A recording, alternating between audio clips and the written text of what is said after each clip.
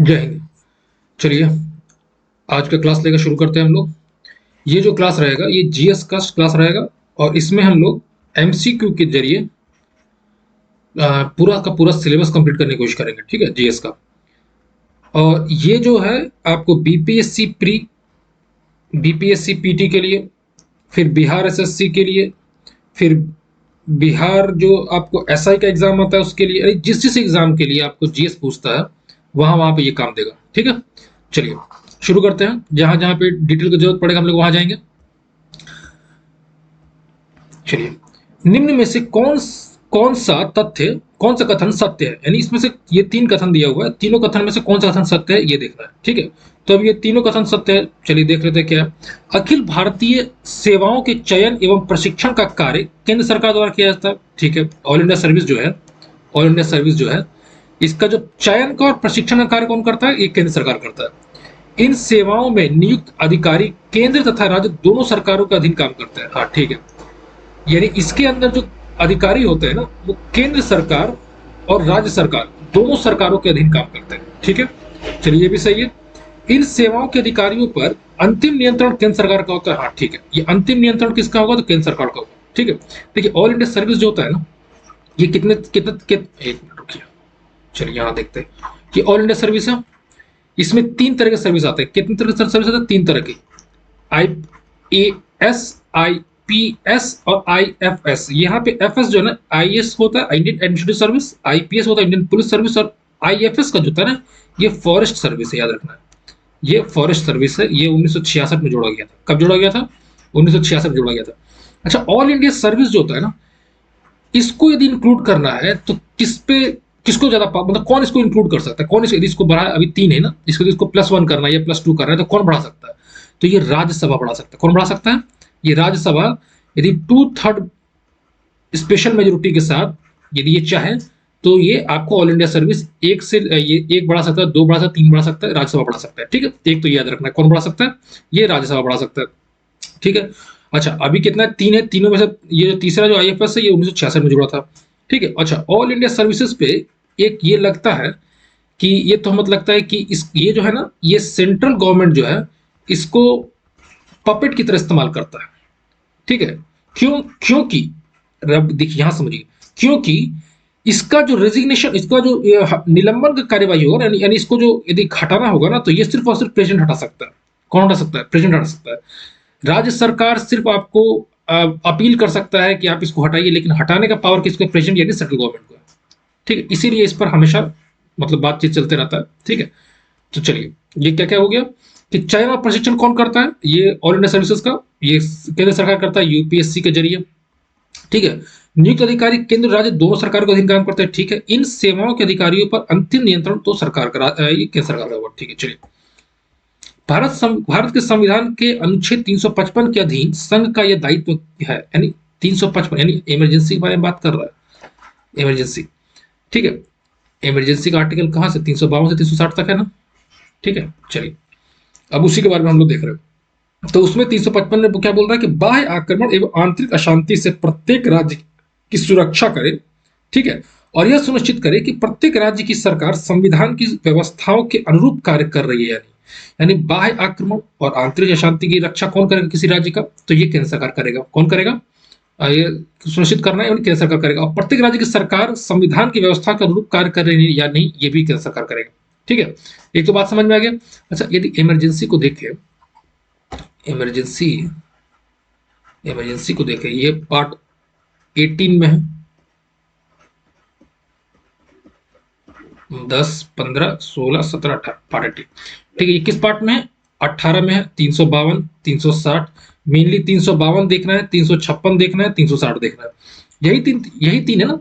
ये हो गया नेशनल इमरजेंसी, ये हो गया स्टेट इमरजेंसी, ये हो गया फाइनेंशियल इमरजेंसी। यही स्टेट इमरजेंसी को प्रेसिडेंट रूल, एक मिनट, इसी को प्रेसिडेंट रूल कहते हैं। क्या कहते हैं? प्रेसिडेंट रूल कहते हैं 356 को।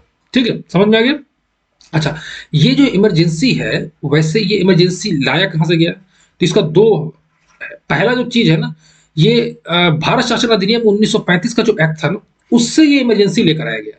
लेकिन इमरजेंसी के वक्त जो मूल अधिकार जो है उसका जो निलंबन होता है ना, वे हम लोग लिए जर्मनी के वाइमर संविधान से।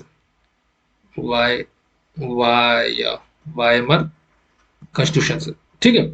याद रहेगा 1935 के एक्ट से पूरा इमरजेंसी नहीं है, लेकिन मूल अधिकार जो उसको आपको हटता है, ठीक है, ये आपको इमरजेंसी के टाइम पे वो कहां से ले, तो जर्मनी के वाइमर संविधान से। अच्छा, मूल अधिकार हटता है, ये क्या बोलना चाह रहा है, एक चीज ये भी देख लेते, चलो इसी लगे हाथ।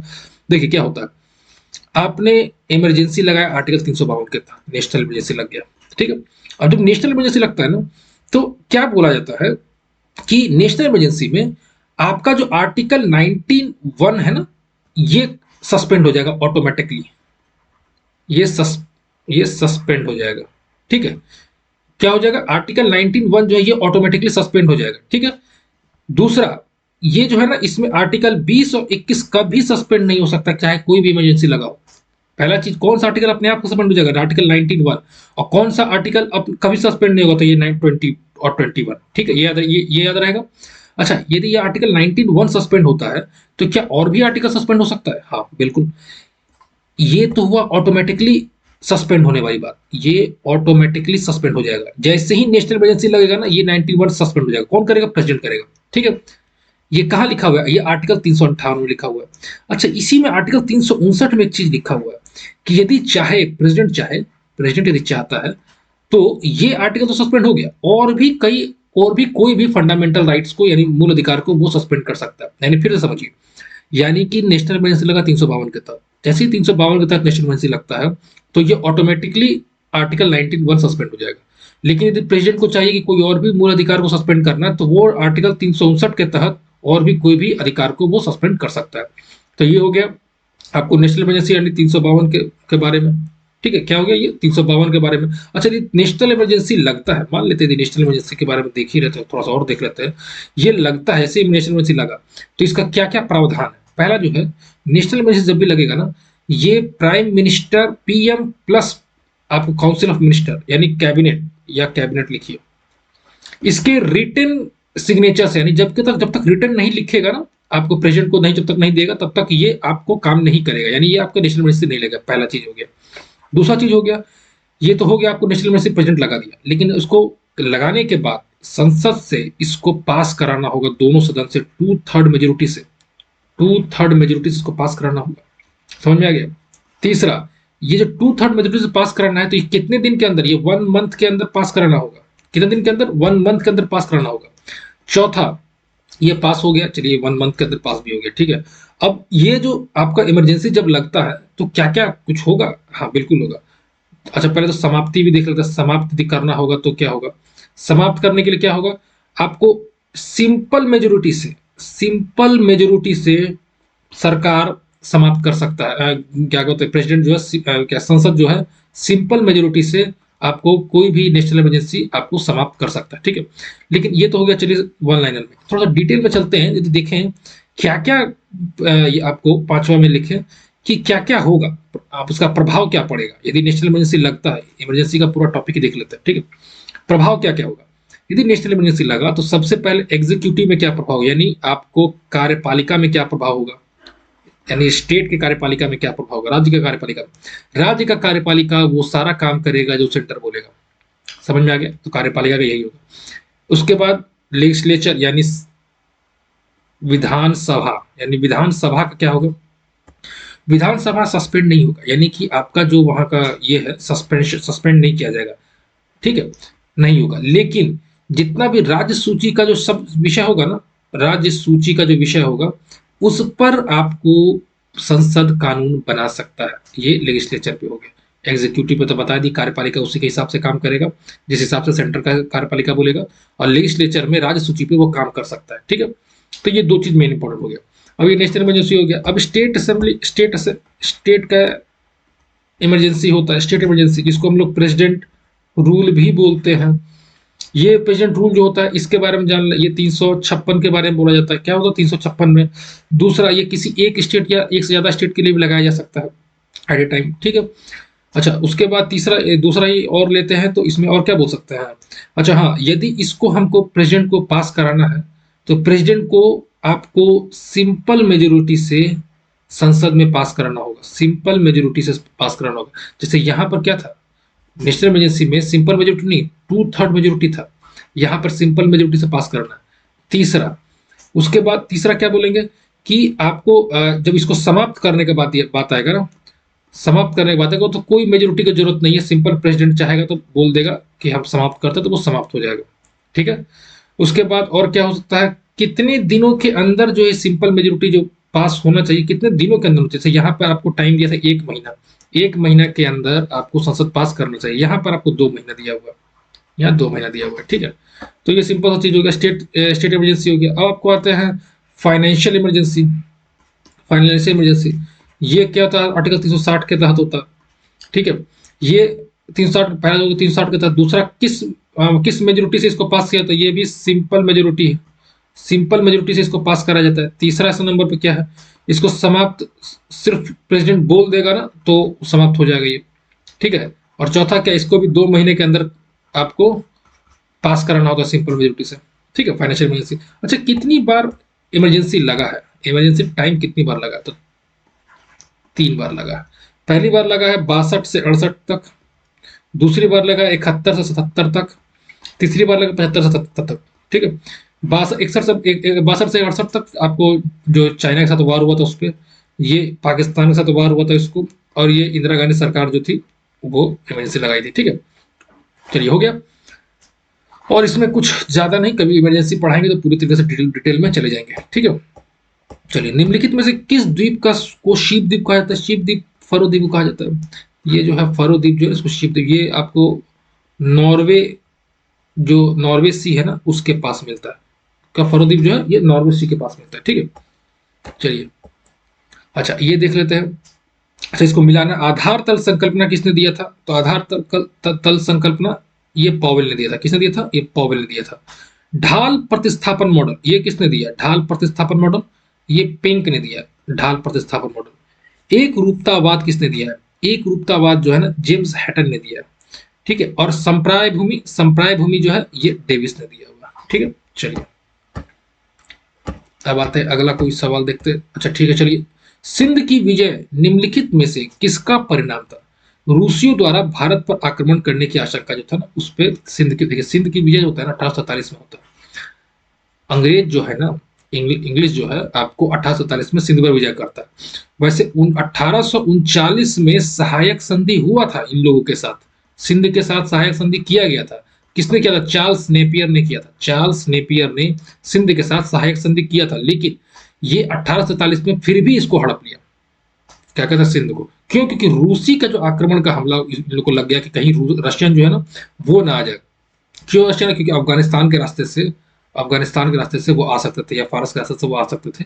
तो इनको डर लगा। क्यों, क्योंकि उस वक्त यूरोप में भी थोड़ा सा प्रॉब्लम चल रहा था रशिया का, मतलब कि रशिया और यूरोप में। तो उन लोगों को डर लगा कहीं ये रशियन आ ना जाए, इसलिए इन्होंने क्या बोलते सिंध को कब्जा में ही ले लिया 1843 में। ठीक है।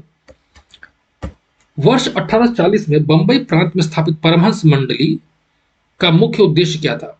अच्छा, ये जो था परमहंस मंडली, इनके वजह संस्थापक दादोबा पांडुरंग थे इनके संस्थापक। ठीक है।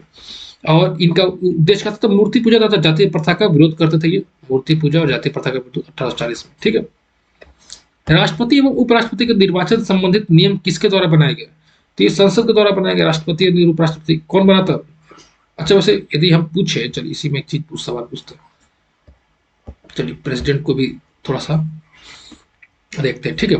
देखिए, प्रेसिडेंट का है, यदि हम पूछे इसका जो निर्वाचक मंडल जो होता है वो कैसे, वो किसके किसके साथ होता है, मतलब कौन कौन इसमें इंक्लूड होता है। तो यदि प्रेसिडेंट का निर्वाचक मंडल देखेंगे ना, तो देखेंगे इसमें क्या कि देखिए, लोकसभा, राज्यसभा और विधानसभा, ये तीनों का निर्वाचित सदस्य, निर्वाचित सदस्य। ठीक है। ये तीनों का निर्वाचित सदस्य ही रहेगा। समझ में आ गया। लोकसभा का निर्वाचित सदस्य, राज्यसभा का निर्वाचित सदस्य और विधानसभा का निर्वाचित सदस्य। विधान परिषद भाग लेता है, नहीं लेता है, ये याद रखना, भाग इसमें नहीं लेता, विधानसभा भाग लेता है खाली। ठीक है। उसका भी निर्वाचित, मनोनीत इसमें कहीं नहीं रहेगा, मनोनीत इसमें कहीं नहीं रहेगा। ठीक है। अच्छा, उसके बाद दूसरा सवाल आता है, ये तो निर्वाचक मंडल, यदि इसी को प्रेसिडेंट को हटाना हो गया, यानी इम्पीचमेंट करना हो गया, इम्पीचमेंट हो गया आर्टिकल 61 के तहत, यदि इम्पीचमेंट हो गया, तब इसको इम्पीचमेंट में कौन रहेगा, तो इसमें लोकसभा प्लस राज्यसभा के सभी सदस्य रहेंगे, लोकसभा और राज्यसभा के सभी सदस्य रहेंगे आपको इम्पीचमेंट के टाइम पे। ठीक है, ये याद हो गया। चलिए, तो ये देख लिए कि लोक राष्ट्रपति और उपराष्ट्रपति के निर्वाचन से संबंधित नियम किसके द्वारा बनाया गया, तो संसद द्वारा बनाया गया। जनहित याचिका की शुरुआत किसके द्वारा की गई थी, तो न्यायिक पहल द्वारा। जनहित याचिका होता है PIL, जिसको बोलते हैं पब्लिक इंटरेस्ट लिटिगेशन बोलते हैं।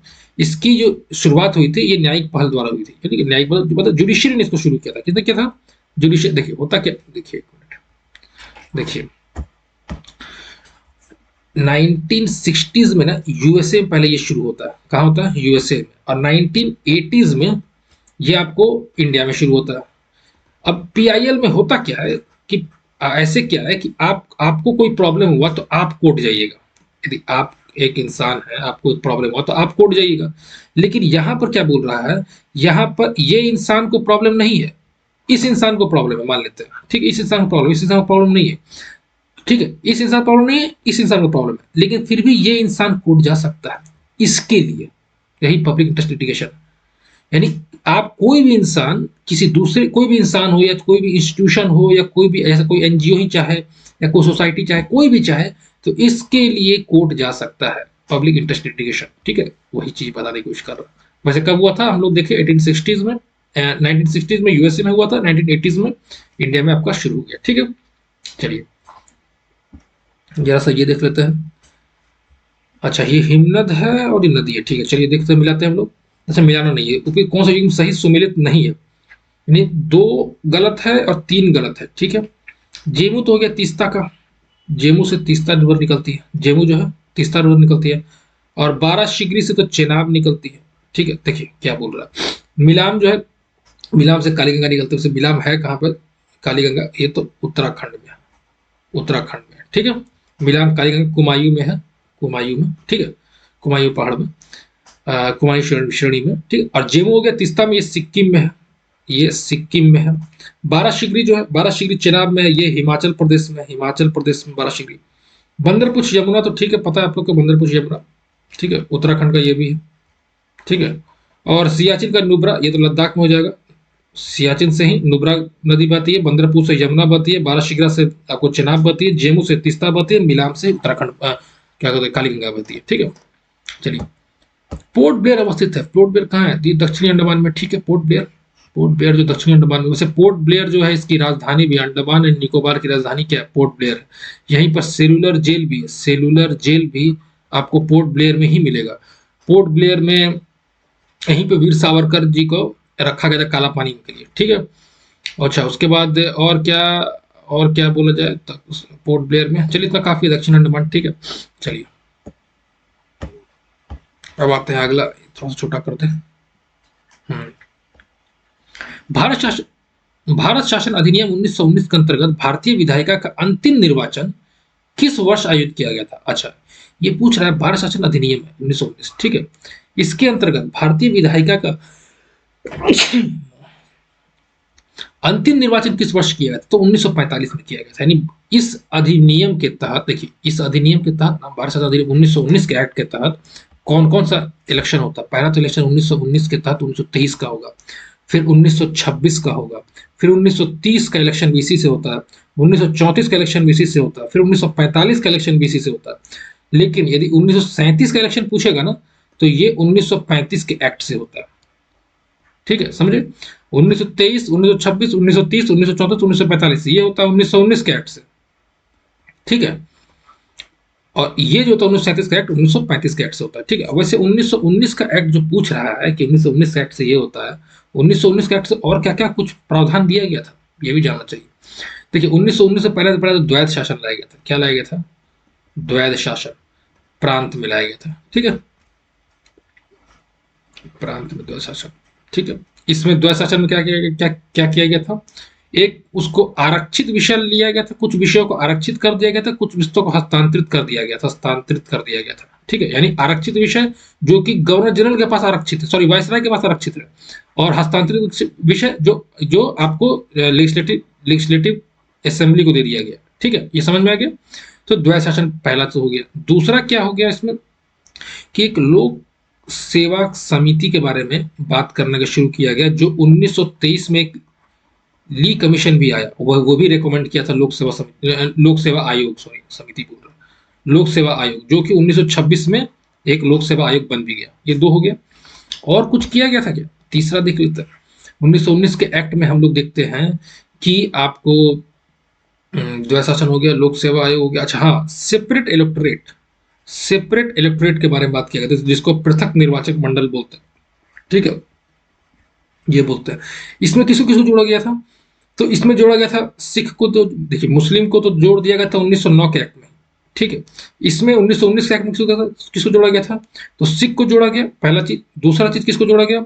आपको ये सिख हो गया, एंग्लो इंडियंस को जोड़ा गया, यूरोपियंस को जोड़ा गया, ठीक है, और क्रिश्चियंस को जोड़ा गया। ये चार को जोड़ा गया। और वही 1935 में भी दो को जोड़ा गया, एक डिप्रेस्ड क्लास को जोड़ा गया, डिप्रेस्ड क्लास को भी जोड़ दिया गया, और महिलाओं को, वुमेन को भी जोड़ दिया गया था।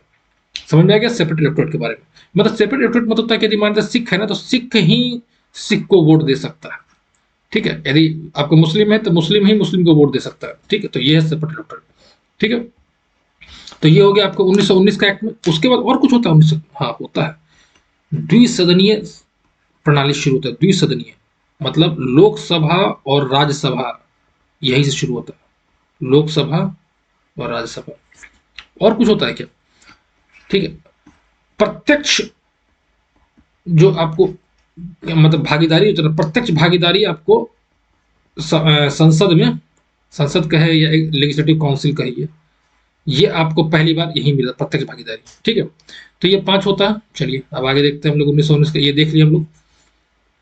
चलिए ये तो कुछ खास नहीं है। चलिए चलिए CRS क्या है देखिए। अच्छा, सिटीजन रजिस्ट्रेशन प्रणाली सिस्टम। ठीक है, नागरिक पंजीकरण प्रणाली के अंतर्गत कितने दिनों के भीतर जन्म तथा मृत्यु की घटना को भारत में रजिस्ट्रेशन करना कानूनी रूप से अनिवार्य होता है। यानी जन्म तथा मृत्यु की घटना 21 दिन के अंदर इसको कराना जरूरी होता है। ठीक है, चलिए। नदियों की लंबाई के अवरोही क्रम में सही अनुक्रम कौन सा है? नदियों की लंबाई के अवरोही क्रम में सही अनुक्रम जो है, पहला गोदावरी है, फिर कृष्णा, फिर नर्मदा, फिर महानदी। सबसे बड़ा कौन सा है? गोदावरी। उसके बाद कृष्णा, फिर नर्मदा, फिर महानदी। ठीक है, तो गोदावरी का देख रहे थे। गोदावरी कहाँ से निकलता है? सबसे पहला सवाल तो ये महाराष्ट्र के नासिक से निकलता है। कहाँ से निकलता है? महाराष्ट्र के नासिक से। त्र्यंबकेश्वर पहाड़ी है, त्र्यंबकेश्वर पहाड़ी से निकलता है। ये पहला चीज हो गया। अच्छा, गोदावरी का यदि हम लोग ट्रिब्यूटरी देखें यानी सहायक नदी देखें, तो पेन गंगा लिख सकते हैं, Penganga, Wainganga, Wainganga, Sabari, Indravati, ये सब उसका, इंद्रावती ये सब इसका ये है, क्या बोलते हैं, ट्रिब्यूटरी, यानी कि आपको इसकी सहायक नदी है। अच्छा, गोदावरी वैसे गिरती किधर है? गिरती आपको बंगाल की खाड़ी में है, बंगाल की खाड़ी में। ठीक है, तो ये तो होगी गोदावरी में। कृष्णा का नहीं पूछे तो ये, अच्छा इसको और भी, इसको दक्षिण भारतीय गंगा ही बोला था, इसको दक्षिण भारतीय गंगा ही बोला था। कृष्णा क्या है? दूसरी सबसे बड़ी नदी है ये। गोदावरी के बाद दूसरी नदी कौन है प्रायद्वीपीय भारत की? तो कृष्णा है। कृष्णा निकलती कहाँ से है? तो कृष्णा जो निकलती है ये आपको महाबलेश्वर से निकलती है। कहाँ से? महाबलेश्वर, यानी महाराष्ट्र के महाबलेश्वर से निकलती है। इसकी सबसे बड़ी ट्रिब्यूटरी कौन सी है? ये इसकी कृष्णा की तो तुंगभद्रा है। तुंगभद्रा ये सबसे बड़ी सहायक नदी है। अच्छा, कृष्णा के बारे में और जानकारी चाहिए तो इसका कौन कौन सा सहायक नदी है? जैसे भीमा भी इसी का है, उसका घाट प्रभा भी इसी का है, फिर माल प्रभा भी इसी का है, घाट प्रभा, माल प्रभा, भीमा, फिर कोयना पकड़ लीजिए, कोयना भी इसी का ही है। ठीक है, तो ये कृष्णा का हो जाएगा। नर्मदा कहाँ से निकलती है? तो ये MP से निकलती है। नर्मदा कहाँ से निकलती है? MP से निकलती है, MP के जबलपुर से, सॉरी जबलपुर का अमरकंटक से, ये अमरकंटक से। वैसे जबलपुर भी कुछ है नर्मदा से क्या रिलेटेड? जबलपुर में आपको धुआंधार फॉल मिलता है, धुआंधार फॉल, ये भी नर्मदा पे ही है। ठीक है, उसके बाद अमरकंटक से, MP के अमरकंटक से निकलती है आपको ये नर्मदा। ठीक है, अच्छा ये जो नर्मदा है ना, ये रिफ्ट वैली से, यानी ये रिफ्ट वैली से, इसको इसको हिंदी में क्या बोलते हैं हम? अच्छा, भ्रंश घाटी, इसको भ्रंश घाटी से निकलती है, भ्रंश घाटी। ठीक है, याद रहेगा। अच्छा, उसके बाद ये ऊपर, ये नर्मदा है ना, ऊपर हो जाएगा विंध्या, नीचे हो जाएगा सतपुड़ा। ये विंध्या ऊपर हो गया, नर्मदा बीच में, सतपुड़ा इधर, सतपुड़ा के नीचे आपको जगह ताप्ती, ताप्ती के नीचे हो जाएगा अजंता की पहाड़ियां। याद रहेगा, इतना काफी।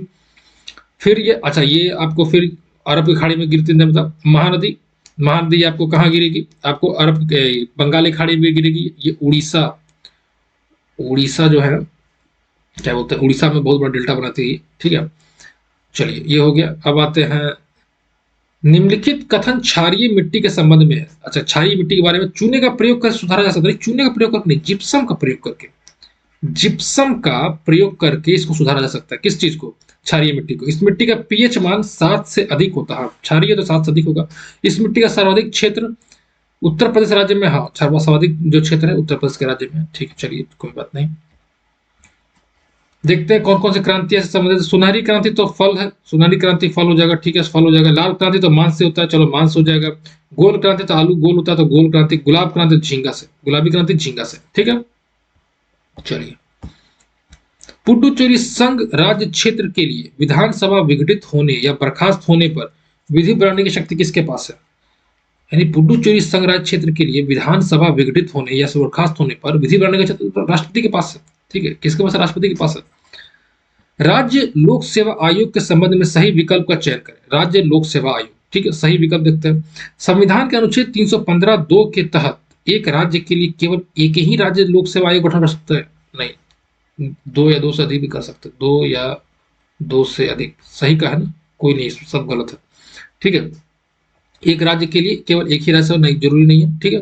राज्य लोक सेवा आयोग के सदस्यों की नियुक्ति राष्ट्रपति द्वारा किया जाता है। राज्य लोक सेवा आयोग के सदस्यों की नियुक्ति गवर्नर द्वारा किया जाता है। किसके द्वारा किया जाता है? गवर्नर द्वारा। देखिए, गवर्नर इसका नियुक्ति करेगा, लेकिन हटाने का जब बात आ जाएगा ना, हटाने का बात आ जाएगा तो इसको राष्ट्रपति हटाएगा। समझ में आ गया? हटाने के बाद राष्ट्रपति आएगा, लेकिन ऐसे करेगा गवर्नर करेगा। उच्चतम न्यायालय की जांच के पश्चात राज्यपाल द्वारा राज्य लोक सेवा आयोग सदस्य को हटाने का प्रावधान नहीं। उच्चतम न्यायालय जांच करेगा, लेकिन राज्यपाल नहीं हटाएगा। फिर बता रहे हैं, राज्यपाल नहीं हटाएगा, ये राष्ट्रपति हटाएगा। ये बता, हटाने का काम कौन करेगा? तो राष्ट्रपति करेगा, ठीक है, कोई दिक्कत नहीं। कि राज्य लोक सेवा का जो, देखिए राज्य लोक सेवा का जो है उसके संबंध में क्या बोल रहा है। पहला, इसको अपॉइंट कौन करेगा? इसको प्रेसिडेंट करेगा राज्य लोक सेवा का। दूसरा, इसको हटाएगा कौन? इसको सॉरी, इसको नियुक्त कौन करेगा? तो गवर्नर करेगा। हटाएगा कौन? इसको राष्ट्रपति प्रेसिडेंट हटाएगा। और किसके कहने पर? सुप्रीम कोर्ट के कहने पे, ठीक है। अच्छा, यदि राज्य लोक सेवा आयोग का जो उम्र क्या होता है, ये 62 साल होगा, ठीक है। 62 साल से आप ज्यादा नहीं हो सकते, ठीक है। चलिए हो गया, और देखते हैं कोई सवाल है तो।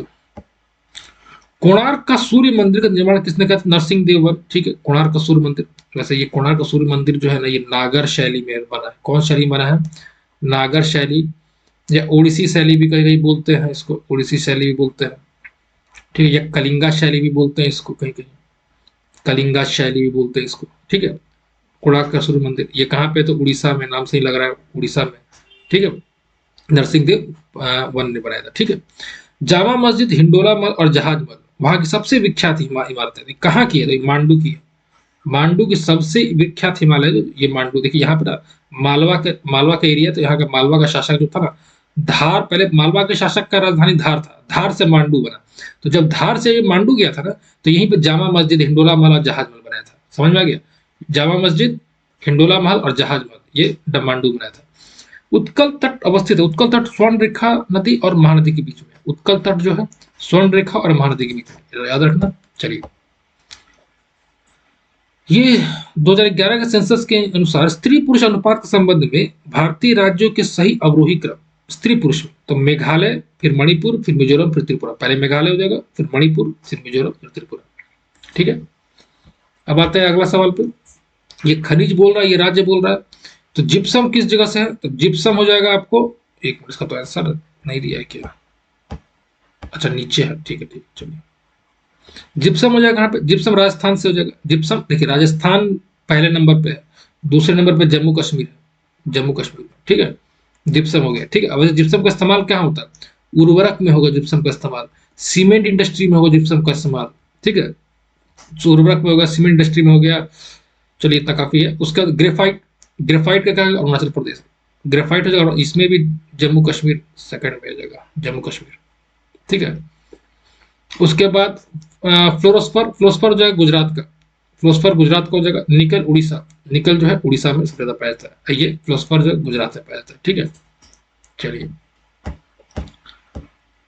निम्नलिखित में से बिहार का सर्वाधिक वर्षा क्षेत्र वाला जिला कौन सा, सबसे ज्यादा बारिश कहाँ होता है, तो किशनगंज में होता है। सबसे ज्यादा बारिश कहाँ होता है, किशनगंज में होता है। और सबसे कम बारिश अरवल में होता है। सबसे कम बारिश यदि पूछेगा तो अरवल में सबसे कम बारिश। सबसे गर्म और सबसे ठंडा एरिया कौन सा है, तो गया हो जाएगा। सबसे पश्चिमी एरिया कौन सा है, सबसे उत्तरी, तो ये पश्चिम चंपारण, सॉरी यहाँ नहीं, ऐसे लिखिए, सबसे उत्तरी जो जाएगा ये पश्चिम चंपारण हो जाएगा, ठीक है। अच्छा, यही वही ये वही, यदि वही सवाल पूछे कि सबसे दक्षिणी कौन है, तो फिर गया हो जाएगा, ठीक है। अच्छा, चलिए हो गया, ये हो गया, और कुछ तो नहीं। अच्छा, कितना फीट है, 173 फीट जो है ना, ये समुद्र तल से ऊंचाई है इसका, ठीक है।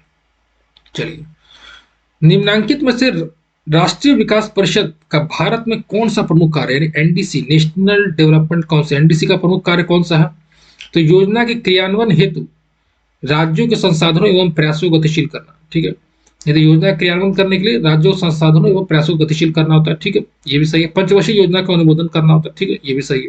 ये 1952 में एनडीसी बना था। इसके हेड जो होते हैं पीएम होते हैं। इसके मेंबर कौन कौन होगा, तो पीएम होगा, काउंसिल ऑफ मिनिस्टर का जितना भी कैबिनेट का मिनिस्टर होगा ना, वो सब होगा, कैबिनेट मिनिस्टर होगा। फिर राज्य का सीएम हो जाएगा, ठीक है। ये सब लोग आपको इसके ये होता है, ठीक है, मतलब मेंबर होता है। अब तो इसका उतना वैल्यू नहीं रह गया वैसे, जब से आपको नीति आयोग बना है ना, तब से। वैसे नीति आयोग कब बना है, 1 जनवरी 2015 नीति आयोग बना, ठीक है। कन्नड़ का संबंध किस भाषा के परिवार से है, तो द्रविड़ भाषा परिवार से। कन्नड़ का संबंध द्रविड़ भाषा से है, ठीक है। तो द्रविड़ भाषा में और कौन कौन है, तो तमिल आ जाएगा, तेलुगु आ जाएगा, मलयालम आ जाएगा और कन्नड़ आ जाएगा, ठीक है। चलिए, तो ये टॉपिक पूरा कंप्लीट हो गया, मतलब कि आज हम लोग पूरा कंप्लीट किए हैं। और कोशिश करेंगे कि आगे भी हम लोग इसको चालू रखें और कंप्लीट करने की कोशिश करेंगे पूरा सिलेबस सिर्फ एमसीक्यू के जरिए, ठीक है। चलिए, तब तक के लिए मिलते हैं, कल मिलते हैं। जय हिंद।